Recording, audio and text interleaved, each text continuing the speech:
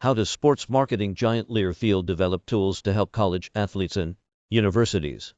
For decades, colleges and universities have made millions by selling the rights to their sports teams, logos, and other intellectual property, and by affixing corporate branding to stadium signs and apparel as part of multimedia rights contracts. But 6 months ago, the game of college sports marketing changed when the NCAA revised its policies around student-athlete marketing. Players can now cash in on their own intellectual property, their names, images, and likenesses, which opens up a new way for brands to spend on college sports.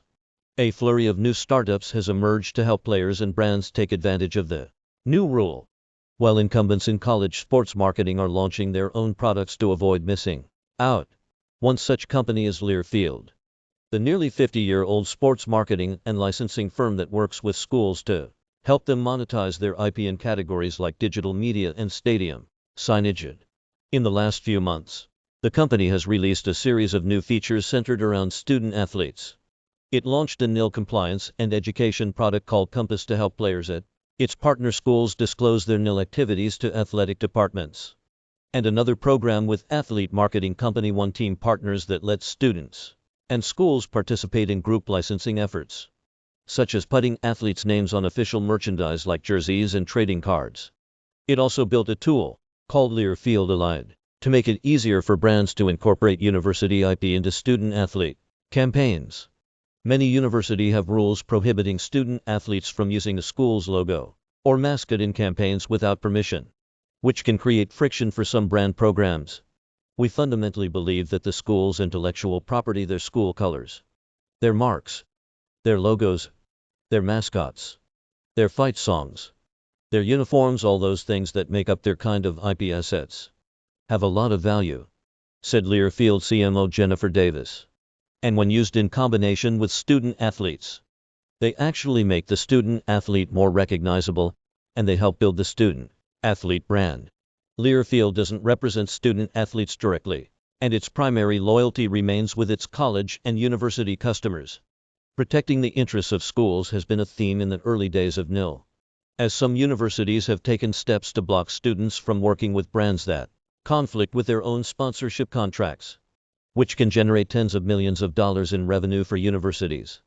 According to a Portland Business Journal database, there are long-standing relationships and deep fan loyalty for some of the brands that have been associated with a particular school for a long time. Davis said, "It's wise to consider that some state laws and university policies explicitly prohibit student-athletes from making deals with brands that interfere with a school's existing sponsors. Ohio State, for example, said a nil deal requiring a player to wear products competitive to Nike during team activities, CX, practices, competitions, media, team travel, community service, photo sessions, team building activities, etc., could violate its policies."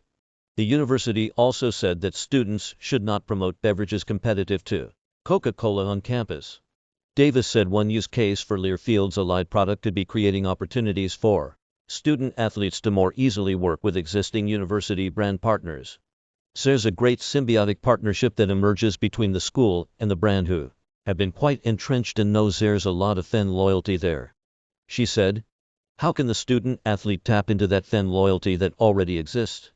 In addition to avoiding brand conflicts, helping schools and athletes navigate no regulatory hurdles is a focus of Learfield's," Davis said. "Right now there's a lot of fragmentation because not even half the states have formal legislation," she said. "Everybody I talk to in the industry is hopeful that there would be some national standards that emerge